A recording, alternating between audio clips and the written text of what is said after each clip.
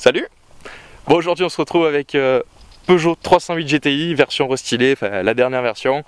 C'est une voiture que j'ai envie d'essayer depuis un petit moment. Donc là c'est Peugeot à Cavaillon qui me l'a prêté, donc Peugeot qui appartient au groupe Berbiguier, que je pense que vous connaissez depuis un petit moment.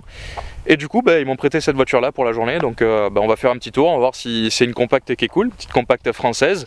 On va voir si ça peut devenir une bonne daily, enfin voilà, on va tout simplement rouler avec et voir ce que ça donne.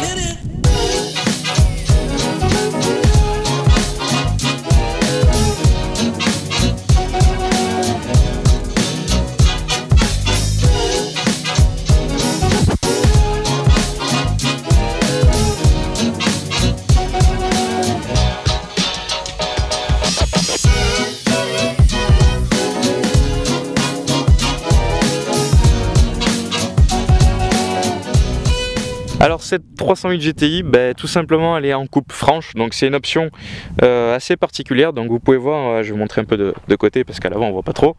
Vous pouvez voir que la peinture est bleue et à l'arrière elle est noire, donc en fait ça fait une coupe au milieu, donc c'est une option à un petit peu plus de 1000 €, quelque chose comme ça. Je vais pas vous dire que j'aime, je vais pas vous dire que j'aime pas, je suis assez partagé. Disons que quand la voiture elle est rouge et noire, je suis pas du tout fan. Là en bleu et noir, je trouve que ça se mêle plutôt bien. Donc si vous la regardez de devant, elle est totalement bleue, si vous la regardez complètement derrière, elle est totalement noire. Moi j'aime bien, ça change, c'est des peintures originales, c'est bien de sortir un peu du lot, de ne pas avoir la même voiture grise ou noire que Monsieur Tout le Monde, on va dire. Donc voilà, elle est agrémentée avec des petits signes GTI pour bien savoir ce qu'on conduit. C'est pas GT Line, hein, c'est GTI. De très belles jantes avec frein à disque ventilé et des étriers 4 pistons. Je peux vous dire que ça freine bien, vous verrez ça tout à l'heure sur la route.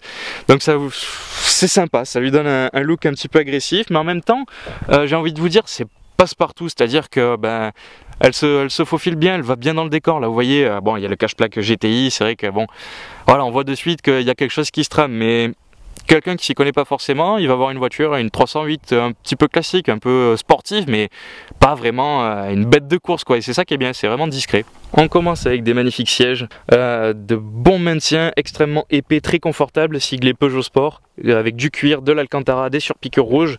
Donc vous pouvez voir que ça fait des sièges qui sont vraiment fat mais ultra confortables. Et vous avez cet intérieur, on va dire classique chez Peugeot, enfin classique dans le sens où il équipe maintenant les nouvelles générations de Peugeot, on va dire, mais un petit peu plus comment dire, sportif, c'est-à-dire que vous avez toujours le petit volant avec un petit témoin rouge ici pour savoir la position des roues suivant les virages, un sigle GTI en bas du volant, pommeau de vitesse aluminium avec du rouge, des rappels de rouge, c'est super beau. Et puis vous avez le virtual cockpit, donc c'est-à-dire que vous avez tous les compteurs qui sont en position haute et le volant qui est vachement bas et petit centré comme un karting quoi. Comme je vous disais, vous voyez, on dirait que c'est deux voitures différentes. Vous avez l'arrière qui est noir, donc c'est assez sympa. Et du coup, voici l'arrière. Petit sigle GTI. Et vous avez bien sûr une petite double sortie d'échappement pour évacuer tous ces petits gaz. Donc le moteur dedans, c'est moteur THP, donc 4 cylindres, 270 chevaux. De quoi bien s'amuser. Et puis, on va arrêter de parler, on va aller sur la route, on va aller rouler.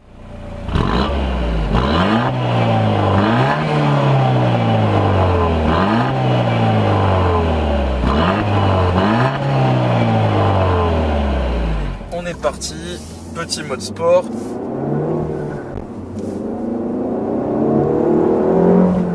Oh, ça pousse, hein. Oh, c'est monstrueux, la puissance.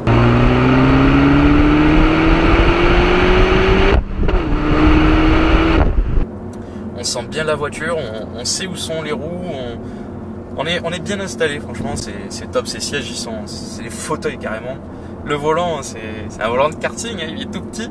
Même au karting, je crois qu'ils sont un peu plus gros.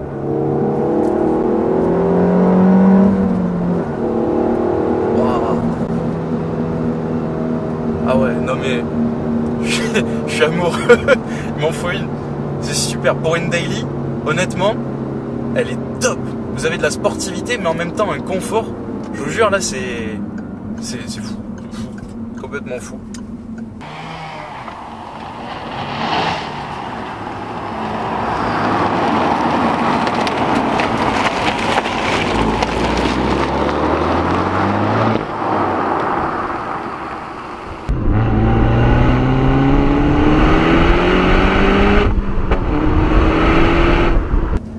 Le freinage il est ouf. Le freinage on s'y attend pas, on se dit pas qu'il y aura un excellent freinage. Mais mon dieu, la tête dans le volant, vous finissez si vous voulez. Après, ça c'est dû forcément au poids, puisque vous avez un poids extrêmement contenu. Vous avez que 1300 et quelques chevaux. 1300 chevaux, c'est une Bugatti Chiron. Ben, vous avez 1 tonne 3 et quelques en poids, donc c'est peu, c'est rien. Ça relance. Le rapport poids-puissance, il doit être excellent. La boîte, elle est souple, mais en même temps, elle reste performante. Alors, j'ai pas parlé encore du Torsen, je vais vous en parler vite fait. Donc, elle est équipée de ce système-là. C'est tout simplement un différentiel à glissement limité. Donc, pour ceux qui sont pas à fond dans l'automobile et la mécanique, qui savent pas trop ce que c'est, vous voyez quand vous prenez un virage, vous avez vos roues qui sont à l'intérieur du virage, qui vont pas du tout tourner à la même vitesse que vos roues qui sont à l'extérieur du virage. Vos roues qui sont à l'extérieur, elles vont avoir beaucoup plus de distance à parcourir, et donc elles vont avoir une vitesse un peu plus élevée que les roues à l'intérieur. Bon, ben, l'intérêt d'un différentiel, c'est de gérer du coup ce décalage de vitesse, ce qui vous offre des vitesses de passage en courbe beaucoup plus rapides et une accroche qui est digne des plus grandes.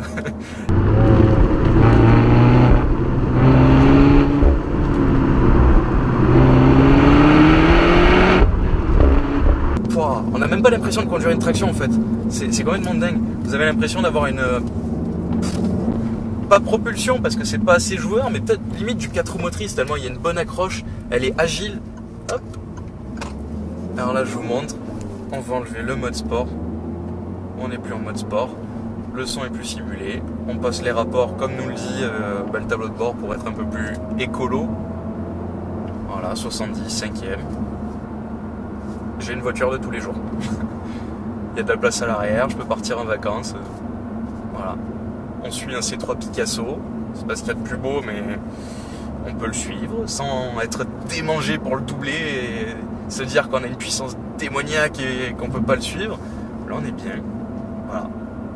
Ça, c'est fou. C'est vraiment deux facettes différentes. Soit on a une Peugeot 308 classique, soit on a une Peugeot Sport 308 GTI et les deux voitures, elles sont en une seule, celle-ci. Voilà, on relance, mais tranquille, pas de soucis. Après, si on veut y aller, on y va. Là, je me verrais bien faire des kilomètres et des kilomètres, même conduire tous les jours. Là, en termes de daily, je crois qu'on peut pas faire mieux. Bon voilà, c'est la fin de cette vidéo. J'espère en tout cas que ça vous aura plu. Là, je viens de la ramener sur le site de Berbiguier à Cavaillon. C'est eux qui m'ont prêté cette fabuleuse voiture. Pour moi, c'est une super découverte. Je trouve que c'est clairement la daily par excellence. On peut la conduire telle une 308 et on peut la conduire telle une 308 GTI, quoi.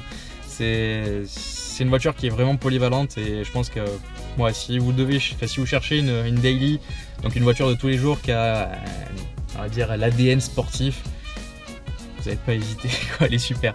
Après, j'ai pas trop de comparaison, mais bon. Voilà, celle-là elle est top, je suis content d'avoir pu la découvrir. Donc écoutez, je vous mets tous les liens dans la description pour voir quelques photos, tout ça sur Instagram. Et puis pour retrouver le groupe Berbiguier. Et puis on se dit à la prochaine pour une nouvelle vidéo. Ciao les amis.